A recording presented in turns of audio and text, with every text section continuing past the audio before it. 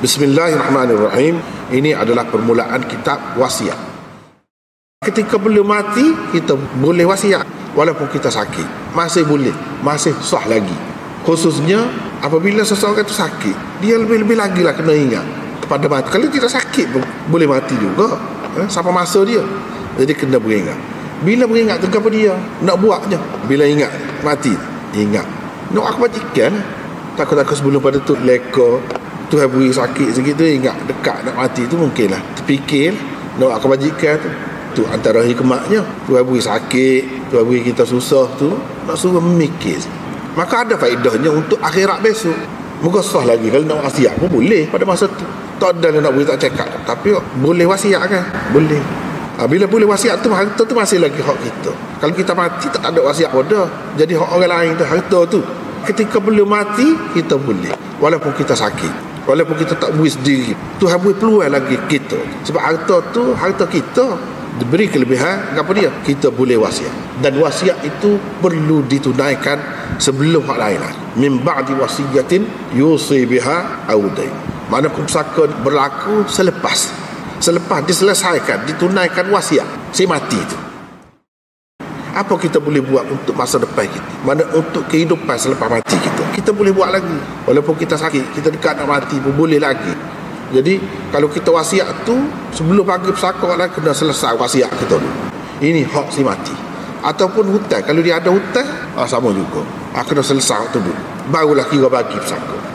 Dalam Islam ni dia ajar banyak perkara lah. Wasiat tu kadang-kadang jadi menyebabkan balah gapo semua, boleh berlaku. Dengan sebab itu ada panduan khusus supaya tidak berlaku benda yang tak molek. Maka ada kaedah-kaedah dia. Hak itulah yang kita nak belajar di dalam Kitabul Wasaya. Siapa dia kita boleh wasiat, sebanyak mana nak wasiat, apa semua tu akan ada di dalam Kitabul Wasaya. Dan panduan tu daripada Nabi sallallahu alaihi wasallam sendiri. Hak tu hak paling istimewa. Kitabul Wasaya jamak kepada wasiyah. Mana wasiat ni ada banyak macam pula tu wasiat tu.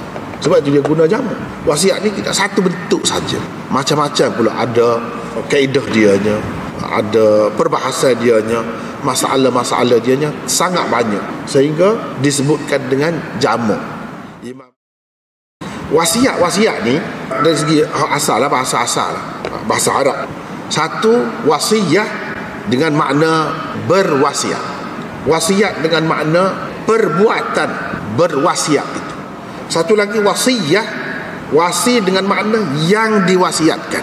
Benda lah, benda. Yang diwasiat tu apa dia? Tanah kah? Yang diwasiat tu apa dia? Duit kah? Yang diwasiat tu apa dia? Kitab kah? Apa-apa lah. Itulah orang panggil wasiat. Wasiat ni, kalau bahasa kita, wasiat ni wasiat dia. Ini wasiat dia. Hak dia pesan lah maksudnya. Hak dia pesan. Dari segi syaratnya wasiat apa makna? Iaitu satu pesanan khusus yang dikaitkan dengan selepas mati. Itulah orang panggil wasiat. Satu pesanan khusus yang berkait dengan selepas mati. Kalau pesanan untuk hak semasa hidup ni, orang tidak panggil wasiat. Kalau nak kira je selepas mati ni bukan jadi hak kita dah. Tapi boleh lagi, Tuhan beri lagi kepada seseorang tu, dia boleh lagi sebelum dia mati, dia pesan sesuatu.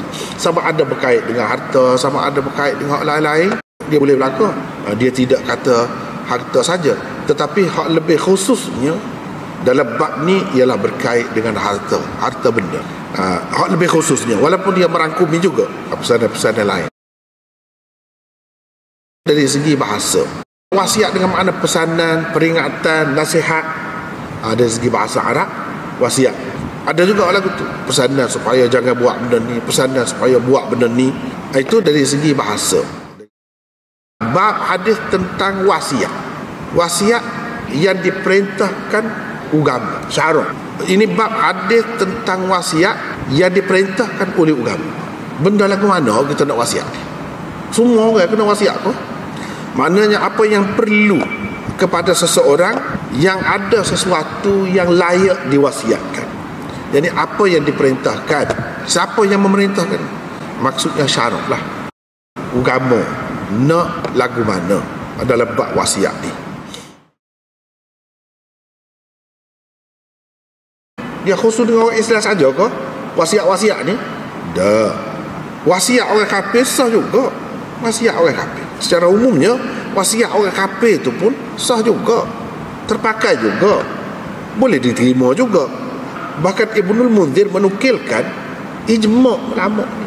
Bukan khususnya wasiat-wasiat dia dengan orang Islam, orang kafir pun terpakai juga. Berlaku juga kepada orang kafir pun ijma' ulama. Tidak kata kalau orang kafir tak jadi.